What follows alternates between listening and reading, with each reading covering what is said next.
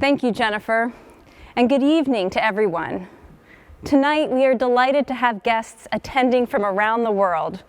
Whereas normally we could accommodate only a few hundred guests at an in-person celebration, this year we have had thousands of people from 6 continents register to attend. For everyone watching, welcome and thank you. It is a great honor to be here at the National Academy of Sciences to honor Dr. Francis Collins as the 2020 Templeton Prize Laureate.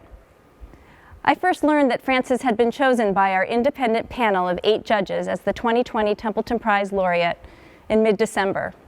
I contacted Dr. Collins a few days later to inform him and to congratulate him.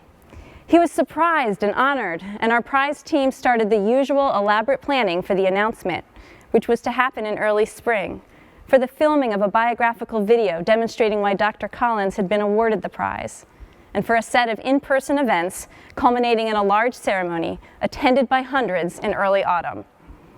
Of course, things did not quite proceed as planned, but we were able to announce Dr. Collins as the prize laureate in May.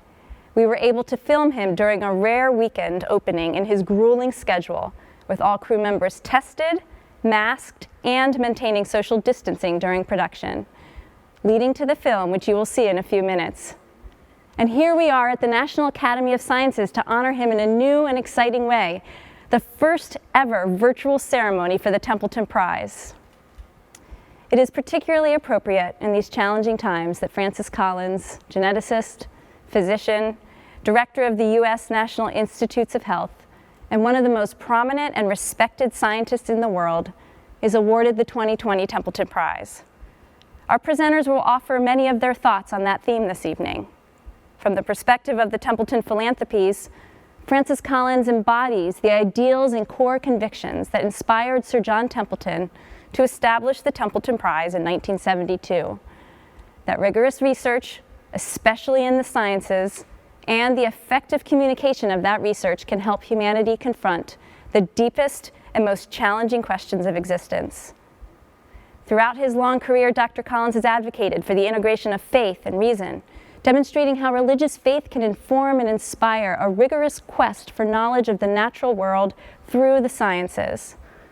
Collins' gracious and winsome manner, along with his skills as a scientist and administrator, have earned him an outstanding reputation in the academy, in communities of faith, and in the political sector. In his role as a scientist, government official, and public intellectual, he has used his platform to engage groups of diverse perspectives and encouraged greater curiosity, open-mindedness, and humility among scientists and persons of all faiths and of none. Like other laureates before him, Dr. Collins is doing work that strives to heal both the body and the soul. He joins a long history of Templeton Prize winners dating back to the first laureate in 1973, Mother Teresa. Winners of the Templeton Prize have ranged from religious leaders such as the Dalai Lama to biologists, philosophers, and physicists, including the remarkable Freeman Dyson, who passed away earlier this year. What unites them is a spirit of curiosity for the scientific as well as the spiritual quest. We are all searchers in one way or another, and Dr. Collins is an exemplar of how the life of faith and the work of a scientist can touch the lives of many.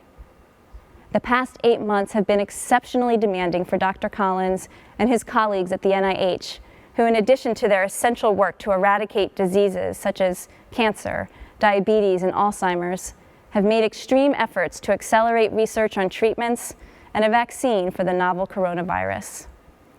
The video you are about to see charts the path of Dr. Collins from childhood to being a third-year medical student at North Carolina Memorial Hospital in Chapel Hill, to his guidance of the Human Genome Project at NIH, resulting in 2003 with a full map of the entire human genome, and now to his efforts on COVID-19.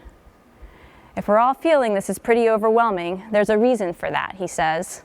What gives Dr. Collins hope is that we can move beyond a spirit of fear.